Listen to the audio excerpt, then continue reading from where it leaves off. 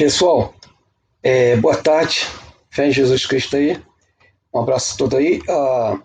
Esse vídeo é muito importante, é um vídeo que fala de uma dívida que a China teve com vários países por causa da China Formosa, Taiwan. E quando eles tomaram a força, a China Formosa, reclamaram que era deles, território deles, em 1949, deixaram de pagar a dívida. Pagaram para os ingleses, para alguns países da Europa, mas não pagaram para os Estados Unidos. Agora, os Estados Unidos, com o Trump, está querendo reivindicar essa dívida que dá mais de $1 trilhão americanos. E isso aí é mais um desempenho do Trump para desmascarar e mostrar ao mundo como é que eles são, o pessoal da China, o governo, né? São corrupto e bandido, entendeu? E agora eles estão correndo durante esse processo internacional. Já entraram, e aqui está a história toda sobre essa dívida, eu não sabia, e o Trump está dando apoio, e a China se recusou de pagar essa dívida, pagou da Inglaterra, e não pagou os Estados Unidos, e agora os Estados Unidos está em courte, tribunal internacional, indo atrás do prejuízo. É muito dinheiro, gente, para tu ver como é que eles fazem. Quem quer viver com domínio da China no mundo? Vamos lá, então. A series of bonds issued by the Qing government a century ago are once again questioning the legitimacy of the Chinese Communist regime that is now in a difficult dilemma it cannot get out of.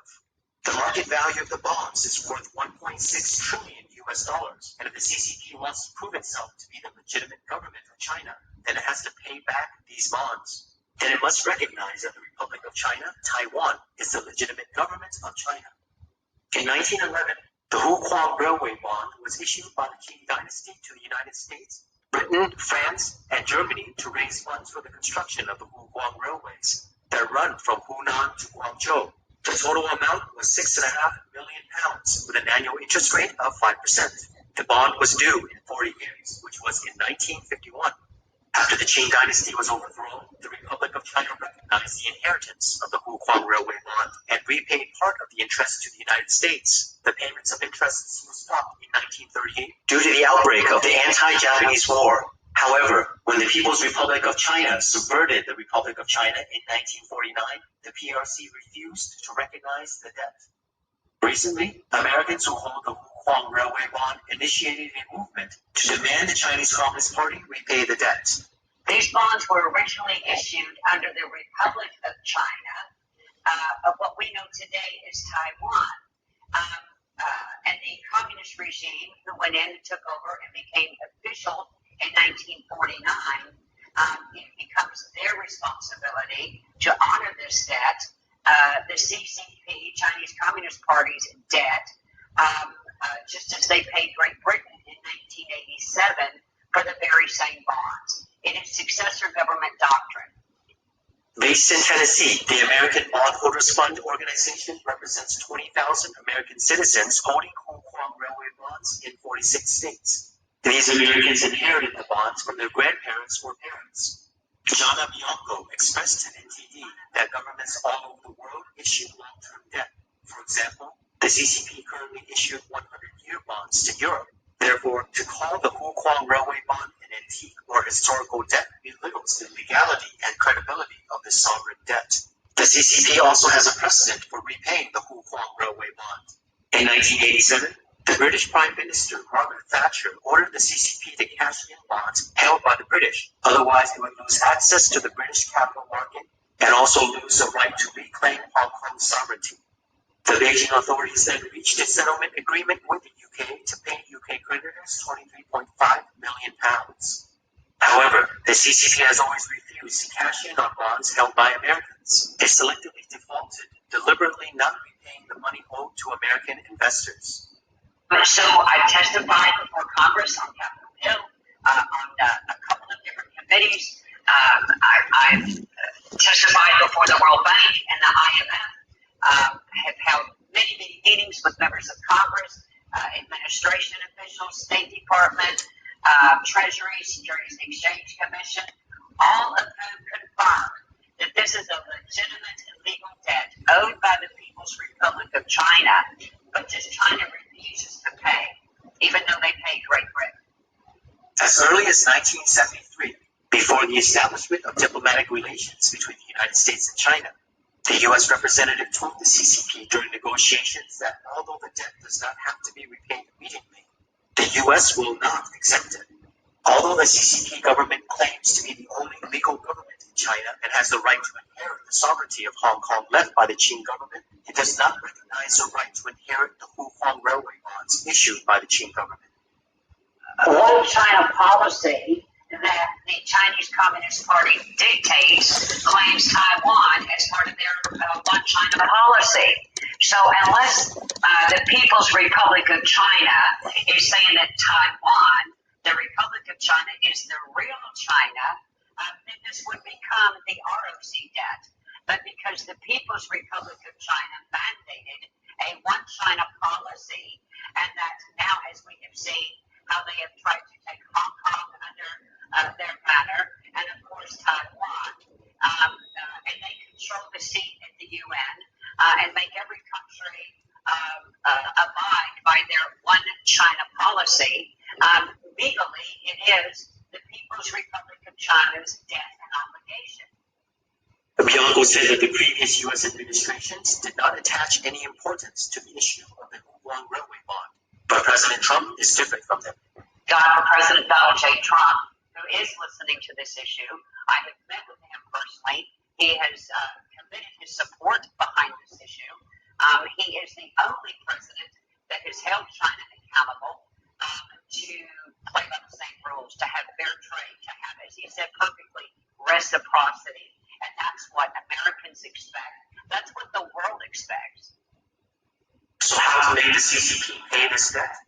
Americans' tax dollars are paying China $72 million a day on Chinese-held U.S. treasuries. That's not a number we pulled out of thin air. It's in the Congressional Budget Office reports, right? So why are we sending that $72 million a day to China when they owe Americans trillions of dollars in damages from their virus, in intellectual property theft, enforced technology? The list is a mile long over the damages caused by the Chinese Communist Party. According to data from the U.S. Treasury Department, as of May 2020, the CCP holds $1.08 trillion in U.S. Treasury bonds. Bianco suggested that the Trump administration exchange bonds with the CCP, that is, use the Huang Railway bonds to repay the U.S. Treasury bonds held by the CCP. Bianco said that she is confident that this matter will succeed. Então, gente, isso aí, os Estados Unidos estão pagando a chinesa 72 milhões e não faz nenhuma enrolação. Estão pagando eles pelo o investimento que eles fizeram nos Estados Unidos. E é o bonde, comprando o bonde, né? O bonde são ações do governo e quando o governo melhora, eles têm lucro e ganham dinheiro em cima do bonde americano. Entendeu? Os Estados Unidos, eu acho que não tem comprado bonde nos Estados Unidos, que o dinheiro deles não vale, na China, que o dinheiro deles não vale nada. Mas eles compram bonde americano, que são dinheiros tipo do governo, né? Por produção.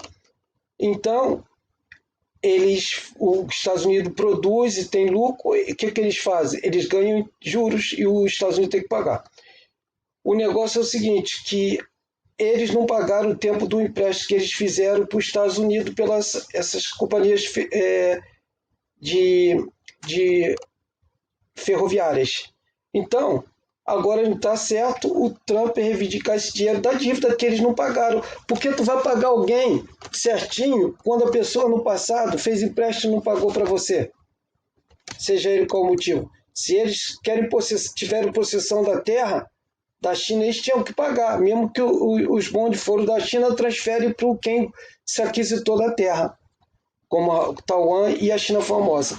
Essa história, vocês verem como é que é a situação desse país da China.